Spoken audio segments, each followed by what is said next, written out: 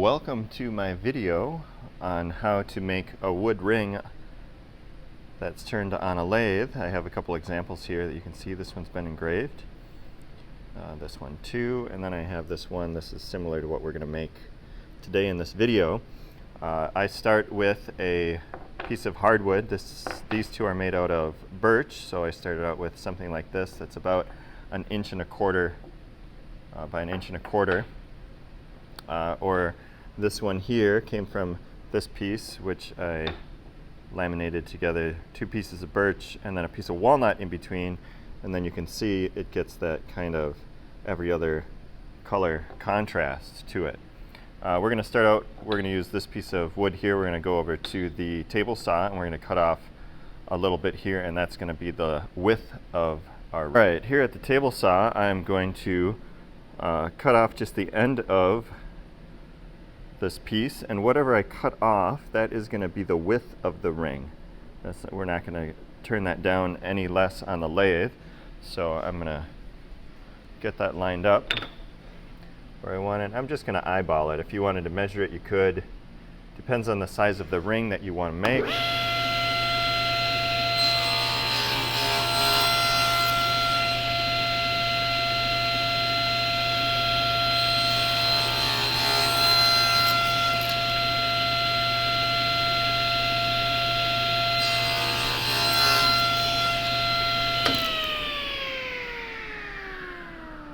Alright, I cut 3 of them off just because there's a good chance that one of them might break, and then I have some variation that I can choose from depending on how big I want my ring to be. I'm actually going to choose this thickest one here, and I'll keep these 2 as backups. Now that I have my ring blank cut out, I'm going to determine the center here. I'm going to grab my fancy compass. You just want to use this to mostly determine where you want the center. So like on this one, I'm going to try to center that piece of walnut. And I'm just eyeballing it here. So your brain's pretty good at finding the center of things.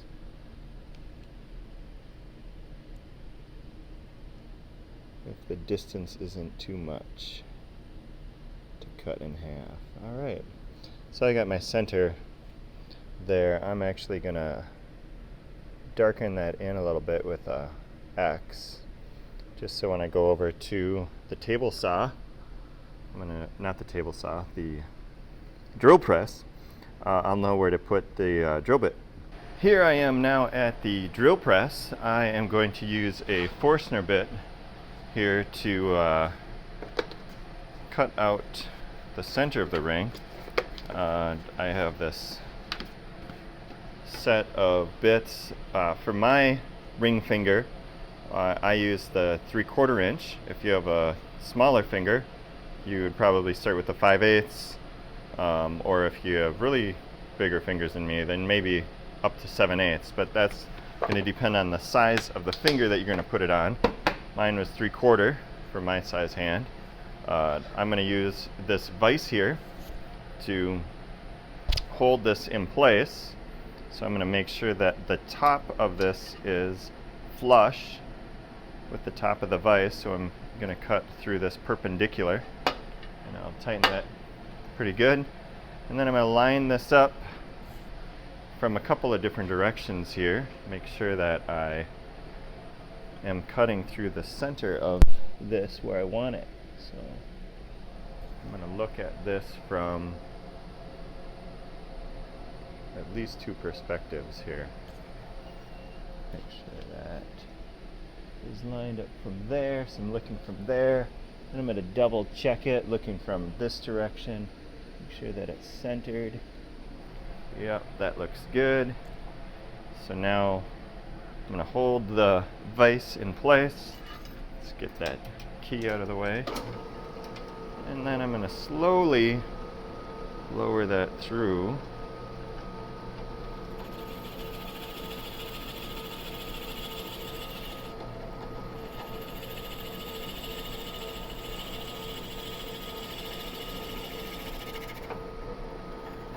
Alright, don't go all the way because you'll you'll hit the vise and then your Forstner bit will be no good. Alright, so right now it doesn't actually fit on this finger. After I do the sanding, it should fit on there. But you get the idea that it's about a little bit too small for that finger, but that's where this is the intended finger that I'm going to put that on. I'm going to use the scroll saw here to cut just the corners off. I'm not going to spend the time to make sure that I can get this circle perfectly cut out round, because the lathe will do that, but just so that I don't have any sharp edges when I start to turn this that might catch my tool on the lathe. I just want to make that job a little bit easier. So I'm just going to spend a little bit of time here just cutting these corners off.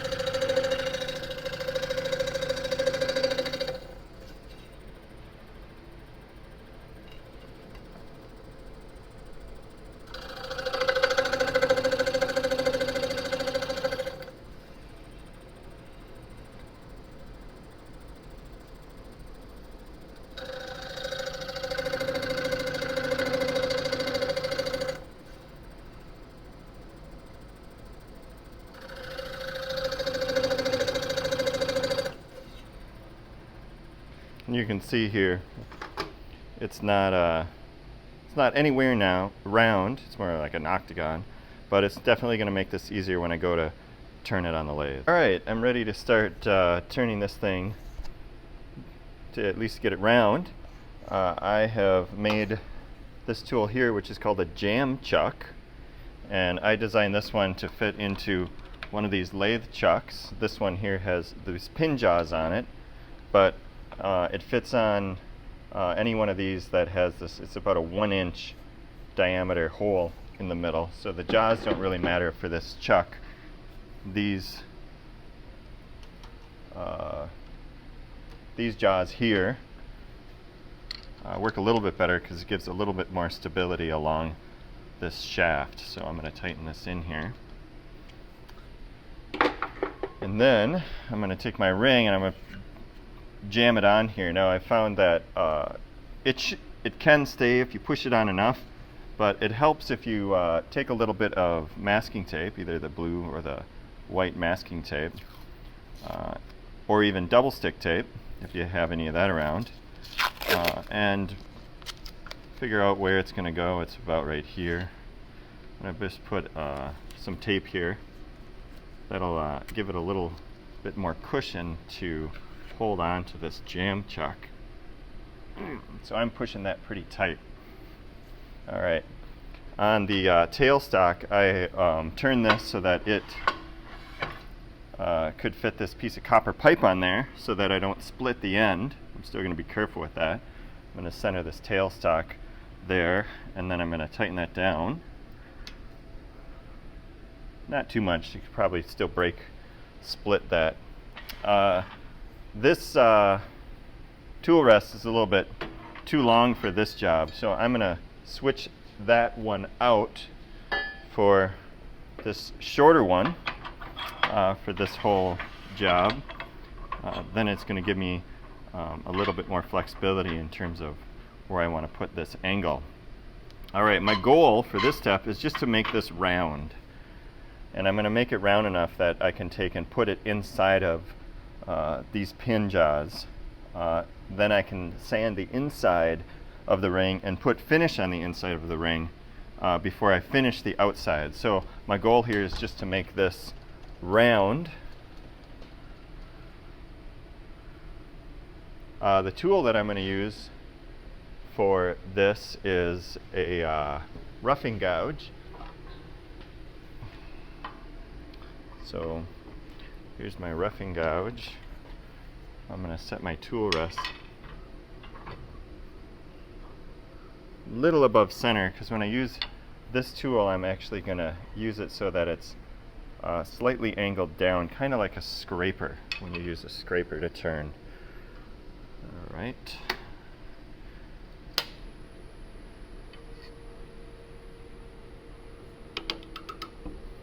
And for something this small, to keep it from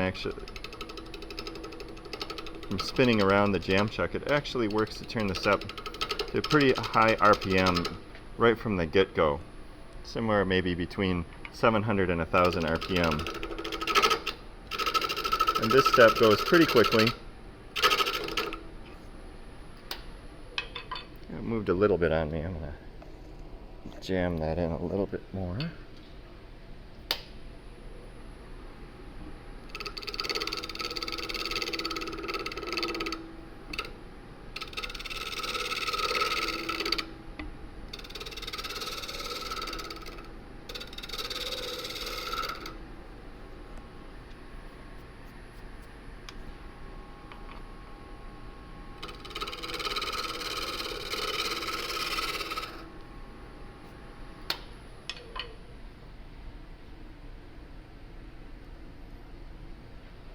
Let's see if this is round. Yep, this is round enough. I'm going to flatten it out a little bit more so that it fits inside of the pins a little bit better.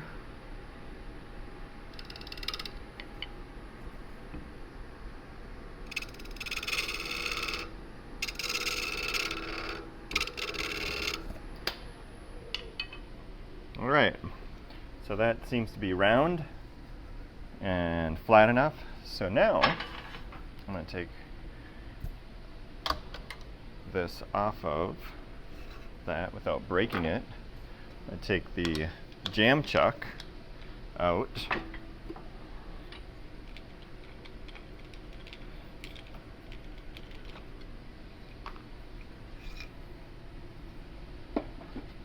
And I'm going to take my ring and I'm going to put it inside of these pin jaws.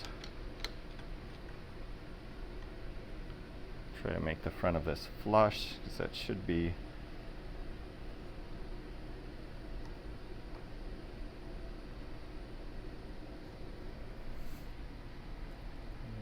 can see that a little bit better. So this is flush across the front. I'm going to tighten this up, but not too much because you'll crush the ring, it'll break. Just enough to hold it in there. Alright, now I'm ready to sand the inside of this. So I have made a tool for that. Alright, I found my tool.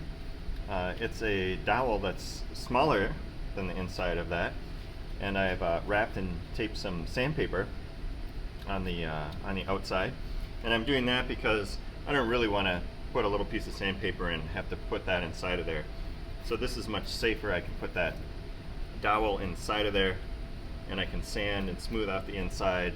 I can round off the edges so that it's a little bit more comfortable when I put it in. And it also reduces the material there, so it's going to widen that hole out a bit.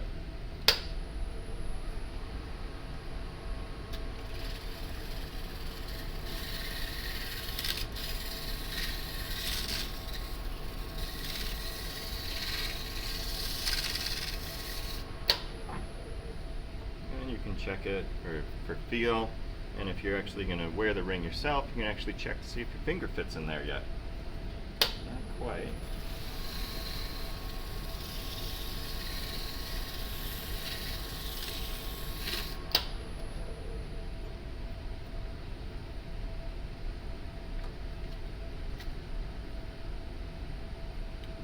Just about. I actually, when I pulled it out by accident, but it's about time to flip it over and do the other side. So what I'm trying to do here is round off this edge so that it's more comfortable to put on your finger. So I'm going to turn that around, put that back on.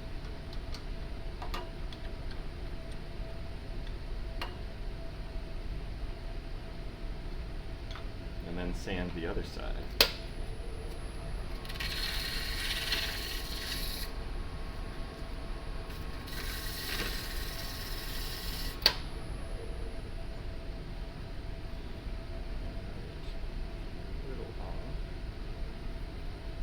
Yep, that one's going to work. Feels pretty good. So before I move it from here, I'm actually going to apply the finish to the inside of this. You could, if you wanted to, use some progressively finer sandpaper. This is 120 grit. It's pretty smooth on the inside, but it is going to make contact with your skin, so if you are worried about how it feels, you could go all the way down to, say, 400 grit sandpaper on the inside to smooth that out. But the finish that we'll use, which we're going to use CA glue, a lot of times it's just called super glue, that is going to put a nice smooth finish on the inside, and then the outside once we turn the outside of the ring. Alright, to apply this CA glue, I have a little bit of paper towel here. I'm going to turn my lathe as low and as slow as it'll go. So I'm just going to turn up the speed until it just turns on. For mine it's about 130 RPM. Make sure you put the cap back on this when you're done. I'm going to get my paper towel ready, because as soon as I add this I'm going to want to smooth it out. So I'm kind of going two-handed, or I'm getting this ready in one spot. So I'm just going to add a little bit to this. I want to watch for it to come out. Yep. I'm going to quickly grab my paper towel and I'm going to put it on the inside. You don't want to hold it there too long, because it will start to dry the paper towel to that. And then I'm going to wait a little while. You can kind of see it in the video. It is glossy, but it's still sticky. So I'm going to wait about 5 minutes. Then I'm going to come back and I'm going to do another layer. Alright, 5 minutes went by. I'm ready to put on another coat of this. I'll turn the lathe back on to the slowest that I can get it. Got my little bit of paper towel ready. So I'm going to add a little bit of the CA glue and there before it dries. I'm going to just carefully hold my finger in there.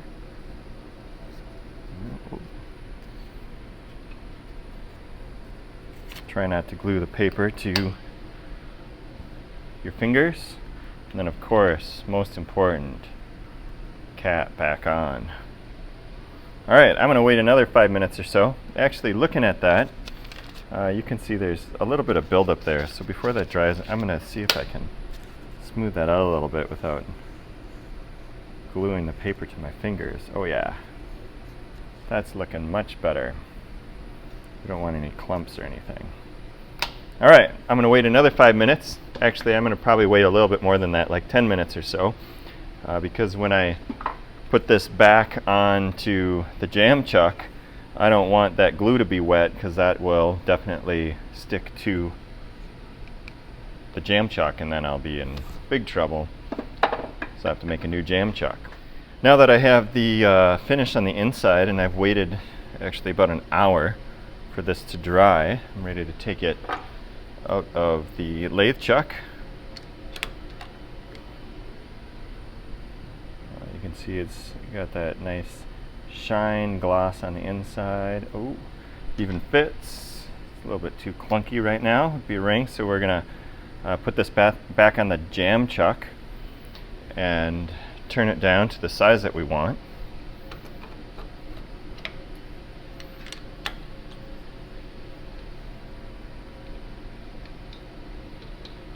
Well, I still have the tape on here from before. I'm going to make sure that that tape stays on there, because when I go to put the CA glue on the outside, that'll keep it from getting glued on to the jam chuck like before.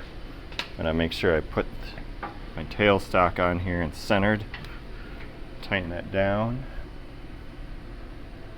Hold that all in place. And then I'm ready to start turning the outside of the ring.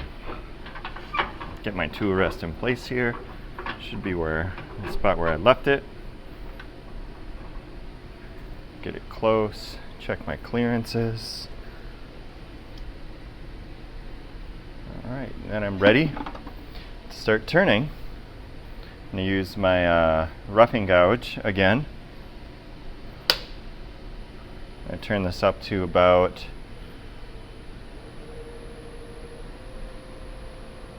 1,000 RPM. That'll help it from slipping. There we go, it's about 900.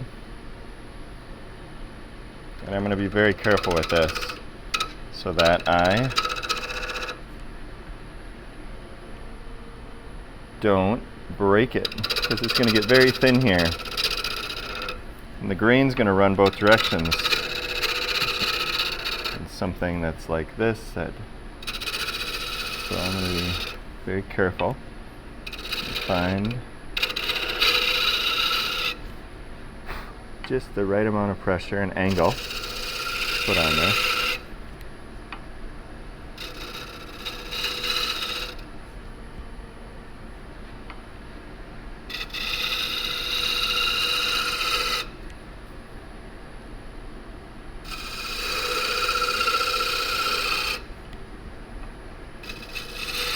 Going from both sides here, back and forth. I want a kind of a curve to it when I'm finished, because that feels and looks the best in my opinion. But you could turn it till it's flat, depending on what style of ring you want.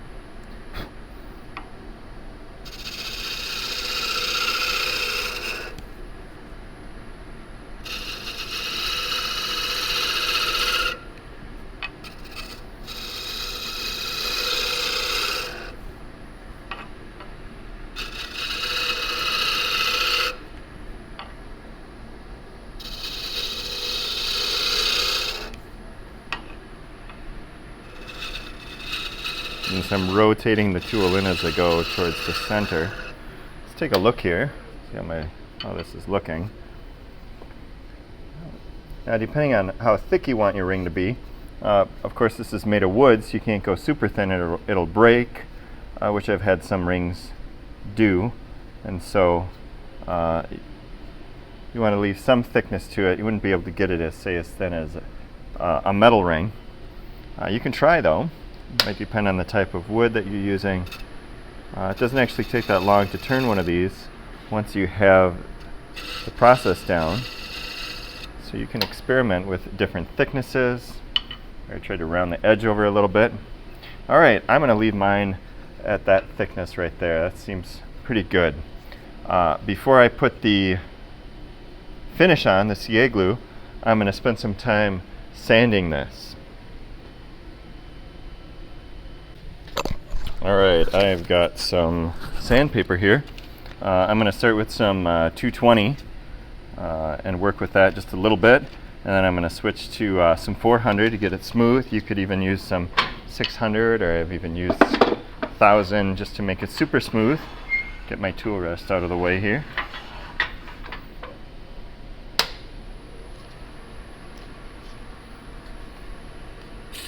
And you want to move the sandpaper around, because if it stays in one spot too long, you end up burning your finger, because the friction builds up some heat there. I'm going to get this edge a little bit. Yeah. You can shape it a little bit, but it really doesn't remove that much material. It's more for making it smooth. So I'm going to switch to this 400 grit now.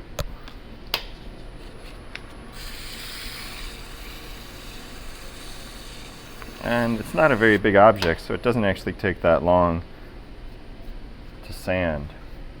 Alright, now I'm ready for applying some finish to it. I'll blow some of the dust off of there, but it won't matter too much.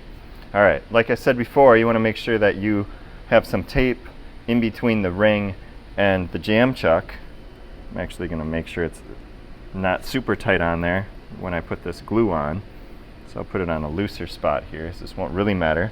And I'm going to turn my lathe down to the slowest possible speed. On this lathe I can get it, it's around about 130.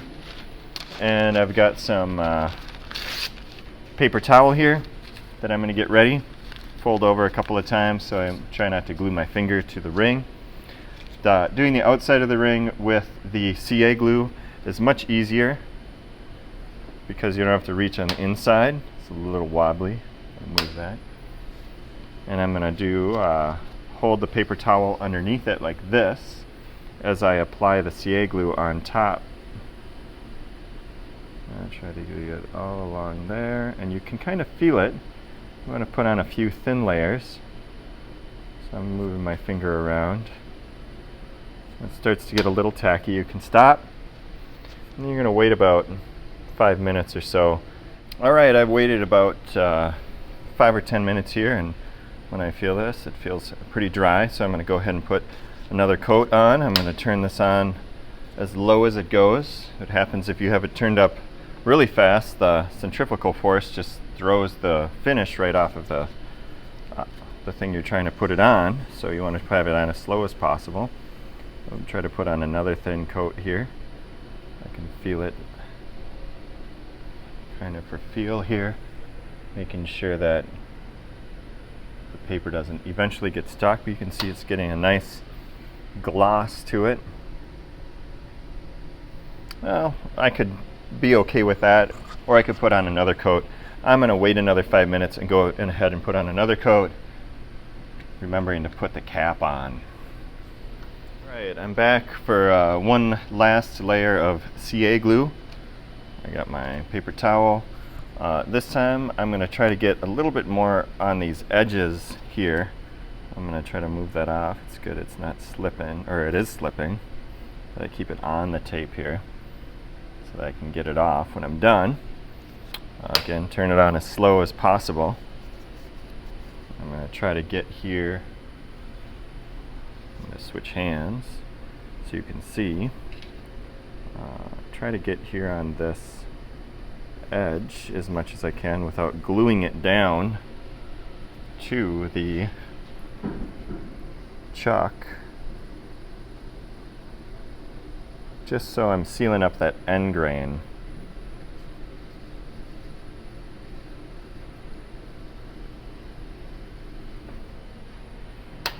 Alright. Now this is a tricky part. Do I take it off and mess up the finish, or do I leave it on and let it get stuck? I'm going to take it off. So move that tailstock out of the way. I don't want to get my fingerprints on it if I don't have to.